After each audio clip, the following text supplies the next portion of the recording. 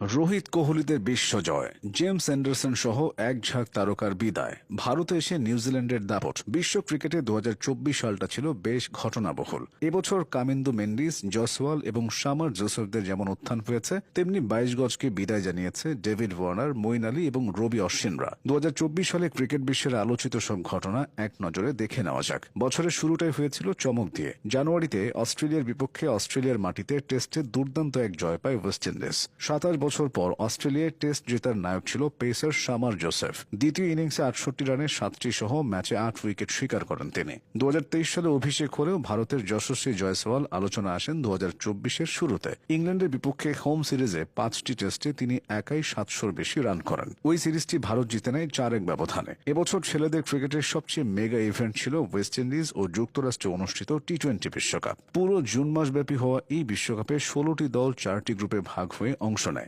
সেখান থেকে সুপার 8 হয়ে সেমিফাইনাল এবং ফাইনালে ভারতের বিপক্ষে দক্ষিণ আফ্রিকা যখন জয়ের দ্বার প্রান্তে, তখন বুমরা, হার্দিক ও আর্শদীপরা জ্বলে ওঠেন। 17 বছর পর টি-20 বিশ্বকাপ পুনরুদ্ধার করে রোহিত কোহলিরা। স্বপ্ন পূরণের পর একে একে এই ফরম্যাট থেকে অবসরের ঘোষণা দেন কোহলি, রোহিত এবং জাদেজা। বিশ্বকাপের পর আন্তর্জাতিক ক্রিকেট থেকে একে একে বিদায় নেন ডেভিড ওয়ার্নার ও মঈন আলীরা। আর জুলাইয়ে ওয়েস্ট ইন্ডিজের বিপক্ষে একটি টেস্ট খেলে আনুষ্ঠানিকভাবে 21 বছরের ক্যারিয়ারের ইতি টানে জেমস অ্যান্ডারসন। ইংল্যান্ডের এই কিংবদন্তি টেস্ট ইতিহাসের সবচেয়ে বেশি 704 উইকেটের মালিক। নানা ঘটনা প্রবাহে পিছিয়ে ছিল না বাংলাদেশ ক্রিকেট। পাপনের পদত্যাগের পর বিসিবিতে রদবদল দিয়ে শুরু।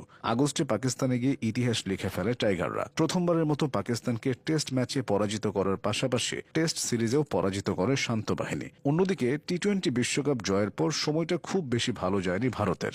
রাহুল দ্রাবিড়ের পর গৌতম গম্ভীরকে হেড কোচ করে বিসিসিআই। নিজের প্রথম অ্যাসাইনমেন্টেই ব্যর্থ হন গম্ভীর। অগাস্টে ভারতের বিপক্ষে 2-1 ব্যবধানে ওয়ানডে জিতে নেয় শ্রীলঙ্কা।